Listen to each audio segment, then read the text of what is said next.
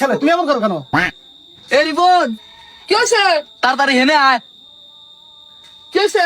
ছাগল জানি কিবা করতেছে, তাড়াতাড়ি ডাক্তার ডেকে নিয়ে আয়। আচ্ছা ঠিক আছে।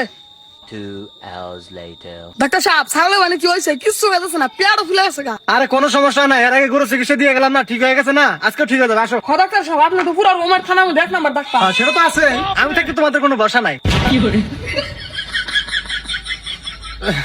আরে আমি থাকতে তোমাদের কোনো চিন্তাই নাই, বোকা ছেলে বোঝেন। আসো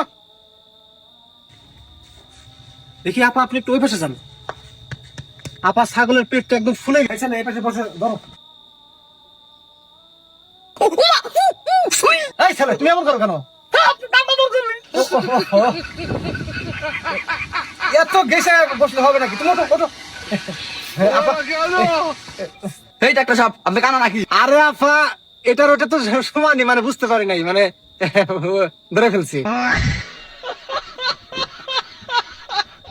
এই ডাক্তার আপনি কোনে কি কন? আরে আপা আপনি মূর্খ মানুষ, আপনি এগুলো কি বুঝেন? ছাগল ধরেন, ধরেন। হ্যাঁ চলো এদিকে আসো, ধরো ছাগল, ধরো ছাগল ধরো।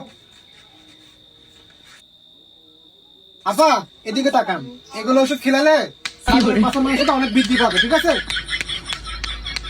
হ্যাঁ ডাক্তার আপনি কার পাশে থাকবেন?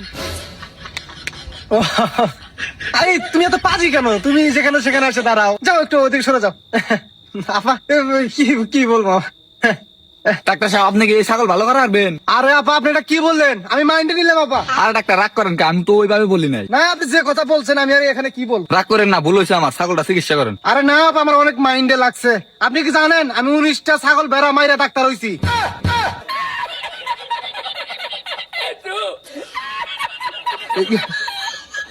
মানে মানে ছাগল বেড়া মানে রোগ আছিল 19টা রোগ আছিল, 19টা রোগ মাইরা ডাক্তার হইছি। বাবা তুমি বুঝতে পারছো না? তুমি বাবু তো না শিক্ষিত আছে আপা। ও বুঝছি। আচ্ছা আপা, এই সিরাপের একটা পালি আপনার ছাগলকে খিলালে একদম ঠিক হয়ে যাবে। একটু শক্ত করে ধরেন। এই ছেলে তুমি একটু মুখটা হা করাও, শক্ত করে ধরতে হবে, শক্ত করে। হ্যাঁ এবার